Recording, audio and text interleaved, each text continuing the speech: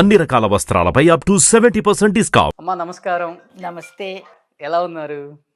చాలా బాగున్నాను. సో మిమ్మల్ని చూస్తున్నప్పుడల్లా నాకు బాగా గుర్తొచ్చేది సినిమాలలో రౌండ్ ఫేస్, నిండుగా ఒక బొట్టు, చూస్తుంటే అమ్మతనం ఉట్టి పడుతుంది అనమాట. ప్రతి క్యారెక్టర్లో అలా లీనమైపోతారు, పరకాయ ప్రవేశం చేసేస్తారు, ఏడిపించేస్తారు, మీరు ఏడుస్తారు, మమ్మల్ని ఏడిపించేస్తారు.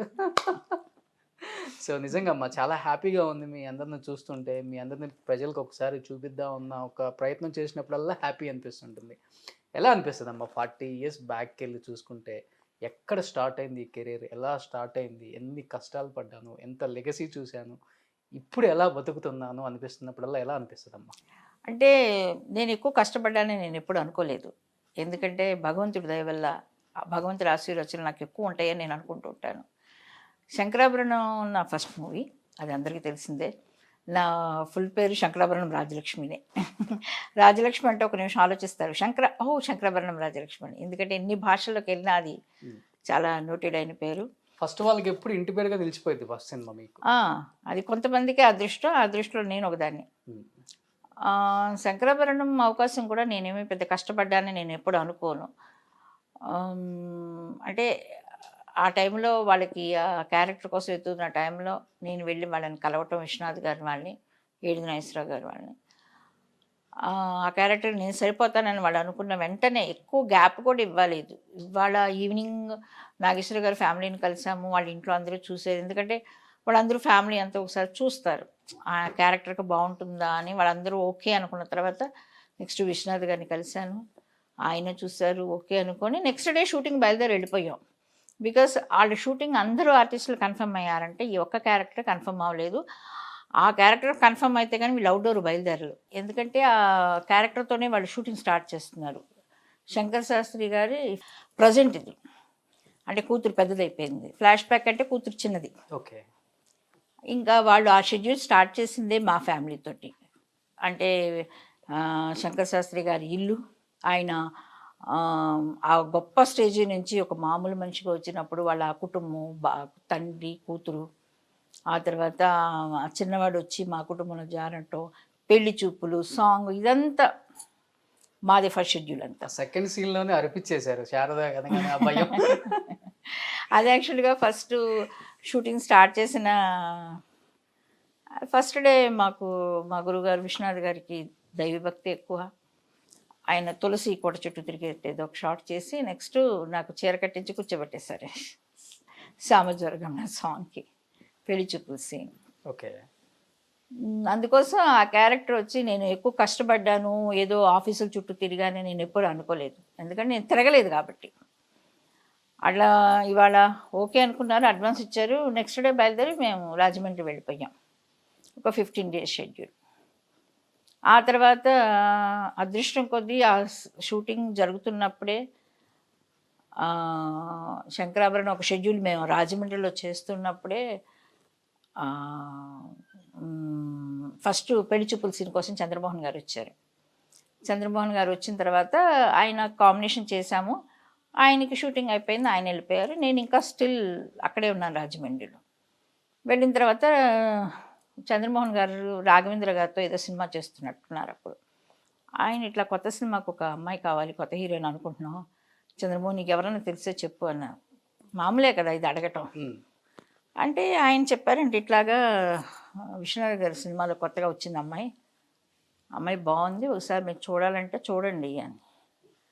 అంటే వాళ్ళు వెంటనే ఏది నాగేశ్వర గారు ఆఫీస్కి ఫోన్ చేస్తే ఇలా అవుట్డోర్లో ఉన్నా రాలేదు, ఎప్పుడు వస్తానంటే పలానా టైం, సో ఎక్కడ ఉంటున్నారు అంటే చెప్పారండి. నేను ఇలా దిగాను, ఆ రోజు మార్నింగ్ మా షెడ్యూల్ అయిపోయి మేము వచ్చేసాము. నాకు వెంటనే ఫోన్ లేవు కదా అప్పుడు, ఇంత ఈ సెల్ ఫోన్లు అంతా, కారు వచ్చేసింది. ఎక్కడి నుంచి అంటే ఇట్లాగా రాఘవేంద్రరావు గారు చూడాలంటున్నారు. వెంటనే ఎంత పెద్ద గొప్ప విషయం కదా, రాఘవేంద్రరావు గారి డైరెక్షను అది. అప్పుడే ఆయన వేటగాడు, అడవి రావడం, అంతా సూపర్ హిట్ మూవీస్ మా ఊళ్ళో మేము చూసి వచ్చిన వాళ్ళం. ఓకే. అలాంటి గొప్ప డైరెక్టర్ని కలవటం అసలు ఆయన నన్ను చూడాలనుకుంటే నా అదృష్టం అది. వెళ్ళి ఆయన కలిసిన తర్వాత ఆయన అన్నారు, సరే ఒక స్క్రీన్ టెస్ట్ చేద్దాము, ఎందుకంటే ఇది ఫుల్ మోడర్న్ క్యారెక్టర్ అని చెప్పి అంటే సరేనని. తర్వాత ఆయన ఒక స్క్రీన్ టెస్ట్ చేశారు, ఒక చిన్న సాంగ్ ఏదో. తర్వాత మోడర్న్ డ్రెస్సులు వేసి చూసినాక ఆయన ఓకే, మురళీమోహన్ గారితో హీరోయిన్ మూవీ కన్ఫర్మ్. నెక్స్ట్ అదే దీంట్లో రౌడీ రాముడు కొంటి కృష్ణుడు అని ఎన్టీ రామారావు గారి ఎన్ఐటి బ్యానర్లో రామారావు గారు, శ్రీదేవి గారు, బాలకృష్ణ గారి పక్కన హీరోయిన్ కోసం ఎత్తుతున్న టైంలో నా గురించి తెలిసి ఆయన కూడా ఇది చూసి ఓకే చేసి మా వాళ్ళు ఫస్ట్ షెడ్యూల్ ఫినిష్ చేసుకుని నేనైతే వచ్చేసాను. నాకు ఇది అయిపోయి వాళ్ళు వచ్చేలోపు నేను 2 సినిమాలు ఆల్రెడీ హీరోయిన్గా బుక్ అయిపోయి ఉన్నాను. ఇంకా నేను ఎక్కడ కష్టపడ్డాను చెప్పండి. సో నక్క తొక్కారనమాట. గ్యారంటీగా ఆ విషయం నేను చెప్పాను కదా, నాకు ఎప్పుడు భగవంతుడి అనుగ్రహం ఉంది. నేను అందులో అస్సలు డినే చేయను. నేను అంటే నా కష్టం నేను పడుతూ ఉండాలి, నా చేతనేందు వర్క్ చేసుకుంటూ పోవాలి. బట్ అట్ ఏ టైం నేను భగవంతుడిని నమ్ముతాను. ఎందుకంటే చాలామందికి సినిమా రిలీజ్ అయ్యి సక్సెస్ అయిన తర్వాత, లేకపోతే మన క్యారెక్టర్ సక్సెస్ అయిన తర్వాత ఆఫర్లు వస్తాయి. నాకు అసలు ఒక షెడ్యూల్ అయిన తర్వాత రావటం అన్నది నిజంగా ఆ రోజుల్లో చెప్పుకునేవాళ్ళు, ఇదేంటి ఆ అమ్మాయి ఏంటి అప్పుడే, ఎవరి అమ్మాయి రాజలక్ష్మి అప్పుడే 2 సినిమాలు చేసేస్తుందంట అనుకున్న రోజులు కూడా ఉన్నాయి ఆ రోజుల్లో. ఇప్పుడు మీరు చెప్పిన దాంట్లో 3 పాయింట్లు నాకు అర్థమైనాయి అమ్మ. ఏంటి కె విశ్వనాథ్ గారితో వర్క్ చేయాలన్నది ప్రతి ఒక్కరి డ్రీమ్. అప్పుల్లో అదే ఆయన సినిమాలో వెనక కనపడితే చాలు మనకి మన జీవితం ధన్యం అయిపోద్ది అనుకుంటారు ప్రతి టెక్నీషియన్ కూడా, ప్రతి ఆర్టిస్ట్. అవును. అండ్ సెకండ్, చంద్రమోహన్ గారితో యాక్ట్ చేసిన ప్రతి హీరోయిన్ టాప్ హీరోయిన్ గా వెళ్ళిపోయిందంట. అది ఎంతవరకు వాస్తవం కాదో మాకైతే తెలియదు, అది కానీ బయట అయితే ఒక నిజమండి. ఉంది. ఇంకొకటి, ఇమీడియట్ గా ఎన్టీఆర్ గారి సినిమాలో వర్క్ చేయటం గ్రేట్ అండ్ ఆయన చేత మీరు షబాస్ అనిపించుకున్నారు. Yes, yes. ఈ 3 రాఘవేంద్ర గారు ఎలాంటి డైరెక్టర్, ఆయన డైరెక్షన్లో నేను 2 సినిమాలు వెంటనే హీరోయిన్గా చేశాను. బాలకృష్ణ గారు ఆయన అప్పుడే కాలేజీ ఫినిష్ చేసి వచ్చినట్టున్నారు. ఇద్దరం ఇక్కడే హైదరాబాద్ షూటింగ్. అది ఒక గోల్డెన్ డేస్. ఎలా నిజమేనమ్మా, చంద్రమోహన్ గారితో యాక్ట్ చేస్తే హీరోయిన్ టాప్ అవుతారంటారు అని అంటారు. అలాగే చాలా మందికి అలాగే జరిగింది కదా. శ్రీదేవి ఇప్పుడు శ్రీదేవి గారు, జయసుధ గారు, జయప్రద గారు, ఆ లిస్టులో చాలా మంది ఉన్నాం. నేను కూడా ఒకటి దాన్ని ఉన్నాను ఆ లిస్టులో. ఎందుకంటే ఆయనతో చేసిన తర్వాతే అది సెంటిమెంట్ అనండి ఏమన్నానండి, అది నిజమే. అది అలా చూసుకుంటే అందరం ఉన్నాం చాలామంది లిస్టులో దాంట్లో. కాబట్టి నమ్మచ్చు, తప్పే ఉంది. ఇండస్ట్రీ అంటేనే సెంటిమెంట్స్ అండి, మనిషి అంటే ప్రతిదానికి సెంటిమెంట్. ఆ సెంటిమెంట్ మనం నమ్మాల్సిందే. ఇందాక నేను అన్నాను భగవంతుడు దయ అన్నది, మరి సెంటిమెంట్ అనుకోండి. లేకపోతే ఎక్కడో తెనాల్లో పుట్టి పెరిగిన రాజలక్ష్మికి అసలు శంకరాభరణం అవకాశం రావటం ఏంటి, ఆ వెంటనే రామారావు గారి సినిమాలో రావటం ఏంటి, ఇది నేను ఎప్పుడన్నా నిద్రపోతున్నా నాకు కల్లో కూడా కనీసం ఊహించుకొని ఉండను కదా. రామారావు గారు ఆయన చూడటమే మాకు ఎంతో, అసలు ఎలా ఉంటుందంటే రామారావు గారిని చూడాలంటే అంత దూరం నుంచి చూస్తుంటే అయ్యో ఏదో దేవుడు చూసినట్టుంది. ఎందుకంటే మేము చూసిన సినిమాలు, ఆయన చేసిన క్యారెక్టర్లు చూసి చూసి చిన్నప్పటి నుంచి మాకు అలా అనిపించేది.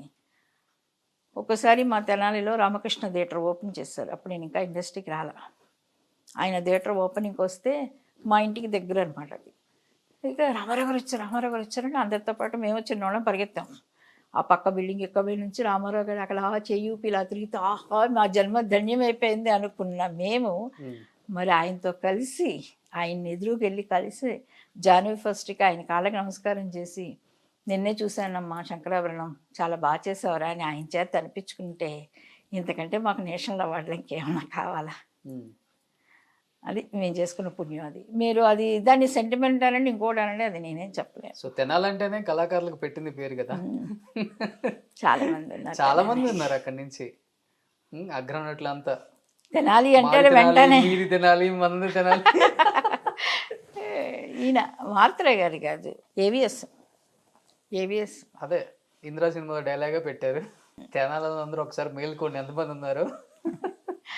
మేలుకోవటం కాదు కానీ మా తర్వాత అంతా తగ్గిపోయారు. నా తర్వాత దివ్యవాణి ఒకటి వచ్చినట్టుంది. ఆ తర్వాత ఇప్పుడు ఎక్కడ నేను తెనాలి నుంచి ఆర్టిస్టుల పేర్లు వింటలేదు. ఓకే, నేను వింటలేదు. మేబీ ఉండొచ్చు అక్కడ టెక్నీషియన్స్ వాళ్ళు వీళ్ళు, ఆర్టిస్టులకు అనుకుంటే తగ్గిపోయింది. ఇప్పుడు అంతా తెనాలి నుంచి వచ్చినా చెప్పుకోవట్లేదు కదా, మేడింగ్ ఫ్రమ్ జపాన్ అని. లేదు, ఎప్పుడు పుట్టిన ఊరిని, పుట్టిన దేశాన్ని, తిండి పెట్టిన ఇండస్ట్రీని ఇవన్నీ మర్చిపోలేము, మర్చిపోకూడదు. సో నటసింహం, తెర మీద నటసింహం మాకు. సో ఆన్ స్క్రీన్ నటసింహం, ఆఫ్ స్క్రీన్ ఎలా ఉంటారమ్మా? ఫస్ట్ కాలేజ్ డేస్ అయిపోయి ఆయన యాక్ట్ చేయడానికి ఇండస్ట్రీకి వచ్చారు. బాలకృష్ణ గారు సో స్వీట్ అండి, చాలా సరదాగా ఉంటారు. ఎంత సరదాగా ఉన్న అప్పుడే కదా ఆయన కాలేజీ ఐ థింక్ డిగ్రీ అయిపోయి బయటకు వచ్చినట్టున్నారు. ఎంత సరదాగా యాక్ట్ చేసేవాళ్ళము. నేను తనతో చాలా సినిమాలు చేశాను. జనని జన్మభూమిలో విశ్వనాథ్ గారి డైరెక్షన్లో తన హీరోయిన్గా నేను చేశాను. ఇప్పటికీ ఎక్కడ కనిపించిన ఎంతో అప్యాయంగా పలకరిస్తారు. బాలకృష్ణ గారిలో మీకు బాగా నచ్చిన కామన్ పాయింట్ అంటే ఆఫ్ స్క్రీన్ ఎలా ఉంటారు అసలు కంటే? నాకు బాలకృష్ణ గారంటే నేను ఎప్పుడు బాలకృష్ణ గారిని పేరు పెట్టే పిలిచేదాన్ని. ఇప్పుడు కూడా ఎప్పుడైనా మామూలుగా మాట్లాడతాం. ఆయన పెద్దవాళ్ళని విపరీతంగా గౌరవిస్తారు. ఎందుకంటున్నానంటే నేను ఆ కళ్ళతో చూశాను. సీనియర్ ఆర్టిస్టులు ఎవరైనా వస్తే కూర్చున్నా కూడా లెగిసి వెళ్ళి ఆయన ఎదురు తీసుకొచ్చి వాళ్ళని కూర్చోబెట్టి ఆయన కూర్చున్నది అది నా కళ్ళతో చూశాను. అట్లాగే తోటి ఆర్టిస్టులు అంటే చాలా అభిమానంగా ఉంటారు. సిన్సియారిటీకి ఇంపార్టెంట్ ఇస్తారు. మనకు టైమింగ్ సెన్స్ ఇలాంటివన్నీ చాలా ఇంపార్టెంట్ ఇస్తారు. కోపం అంటారా, అది పక్కన పెట్టండి. ఎవరికైనా కోపం వస్తుంది.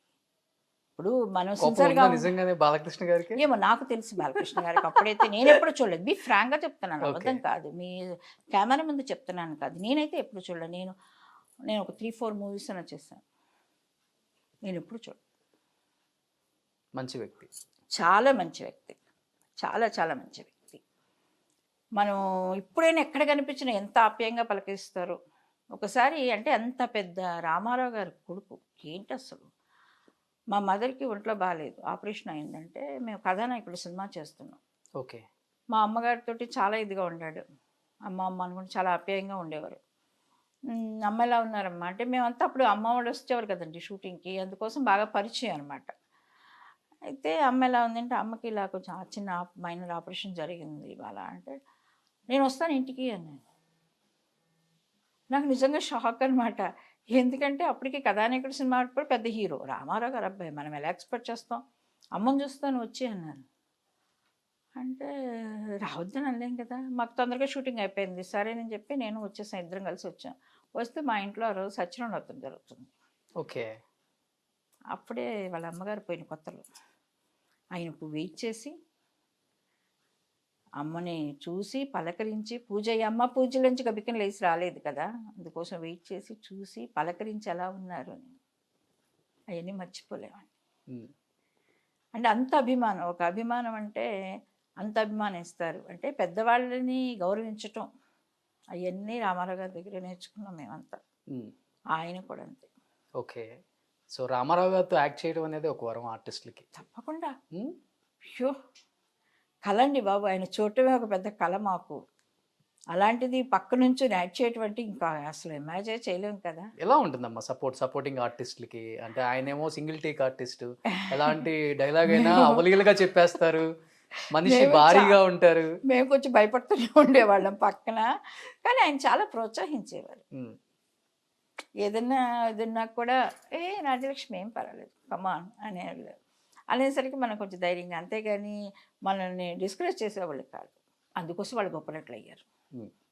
ఏంటి ఇన్ని టేకులు తీసుకుంటారు ఇవన్నీ? ఏమో ఎప్పుడు నేను వినలేదు. నేను రామారావు గారితో కనీసం ఒక 5-6 సినిమాలు చేస్తుంటాను.